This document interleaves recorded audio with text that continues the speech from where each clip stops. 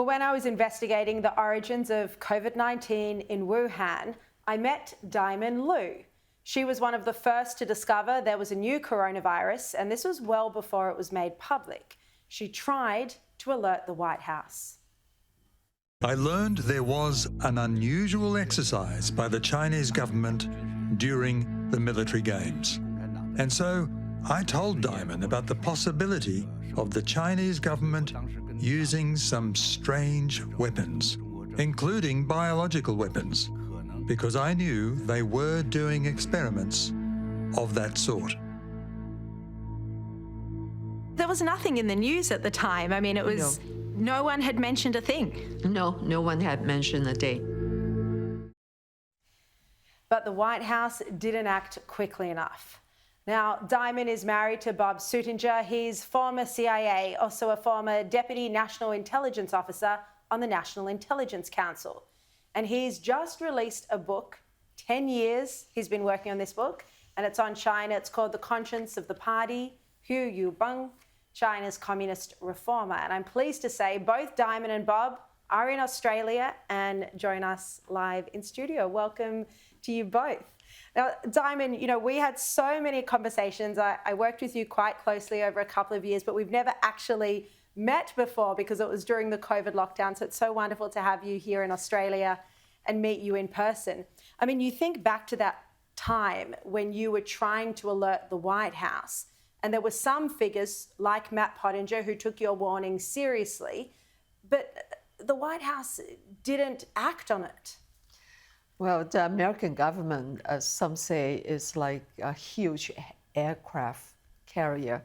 It takes a while for it to get going. And the NSC, especially in the person of Matt Pottinger, they acted very quickly. But to get the rest of the US government to act, it took a while. And it wasn't just that they were slow to act, but it's that you were hearing, and it was true, that whistleblowers and doctors were being killed.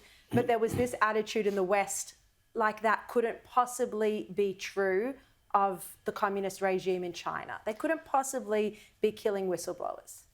Yes, well, that has something to do, starting with the Carter administration. They tried to see the Chinese Communist Party government as a normal government, but there's nothing normal about it.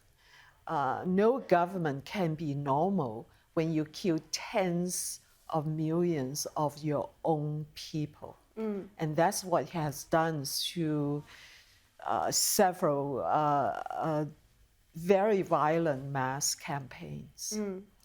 And the COVID pandemic, you could actually put it down as one of the mass campaigns, except at this point, we don't know how many people have died. It would be millions or even tens of millions. Bob, let's bring you in now.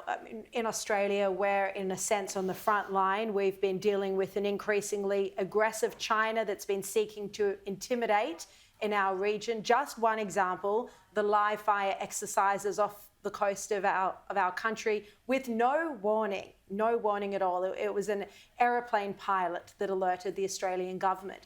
What is China seeking to do here? Why is it behaving this way at this time? I think that probably the main reason why they're doing this has to do more with Taiwan than with Australia.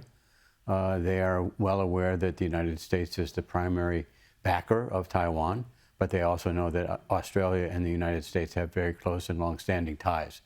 What China has seen operating in Ukraine is the drawing together of a coalition of a sort, maybe not a very tight one, but one that draws upon other allies of the United States. And they don't want Australia to participate in anything in the neighborhood of Taiwan. They don't want a reaction from Australia that would support either Taiwan's quest for independence or United States actions there. So they're sending a warning and they're showing a capability. They haven't done this before, but they want people in Australia to know that they can and that they can appear on your shore without much notice.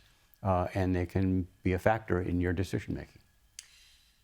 I mean, the very presence of Trump was meant to act as a deterrent to figures like Xi Jinping. But we can now see that he is a pacifist. He doesn't like war. So do you think this is still so much of a deterrent to Xi when he's thinking about whether to invade or reunify Taiwan? I don't know whether that is an active factor in his thinking. Obviously, I don't know what he's thinking. But I'm sure he understands, because President Trump has said it repeatedly, that he likes to make deals. And like all presidents, he likes to believe that his association with leaders of other nations can become a sort of a friendship, and that can act as an influence on what that president needs to do or not to do. So I think that President Trump wants to engage with Xi Jinping. He wants to take his measure. He knows he's tough. He knows he's got a lot of problems economically and politically. And therefore he is seeking to try to ameliorate some of the pressures that are building up, and they've been pretty extreme, and to bring the temperature down in the U.S.-China relationship. Dimon, I want to get your view. What do you think we're going to see play out with Taiwan? I mean, could it be an agreement, just a peaceful reunification in a way like what happened with Hong Kong? Or do you think we might see military invasion? Well, what the communist regime in China calls a reunification is actually it has to be accomplished through an invasion. And it's a long-term goal. Scholars in the United States have documented that they want Taiwan since 1950. In its words and ideology, they want to control all Chinese-speaking world. They want to dominate the Chinese-speaking world, and Taiwan is the only Chinese-speaking territory, or I would like to say a country that is not under the CCP regime's control. So they would do it one way or the other, as they have repeatedly said. They would not rule out violent actions. And do you think it could happen as early as 2027, as some predict? I would not use a time frame to predict, because there are many dynamic variables. One thing could slow it down, another thing can speed it up. For instance, there's a huge power struggle now. There are many indications that there is a power struggle going on. With President Xi? President Xi is the target being struggled against.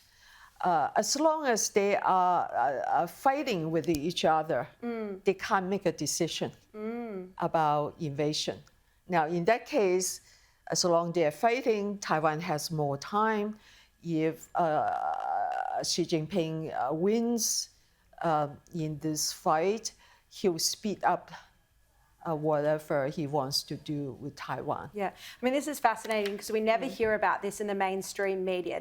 Dimon Liu's just speaking about there that there's this factional power struggle that President Xi in China is dealing with. We're really out of time, but Bob, I just want to ask you your opinion on that, because former Chinese Premier Li died, some say killed, on the instruction of President Xi. How does this play into what Dimon's just been speaking about? We've got about 30 seconds. It's an exacerbating factor. If there is a power struggle, that issue will become a prominent issue in blaming Xi Jinping for the chaos and the economic dislocations that are taking place in China. And the unexplained death of Premier Li Keqiang is a very sore spot for a lot of Chinese. Very few people believe his death was as it was explained. And some hold it against President Xi. Absolutely. And this might be why there are enemies turning against him, part of the reason. power struggles are endemic in that system and going all the way back to the earliest days.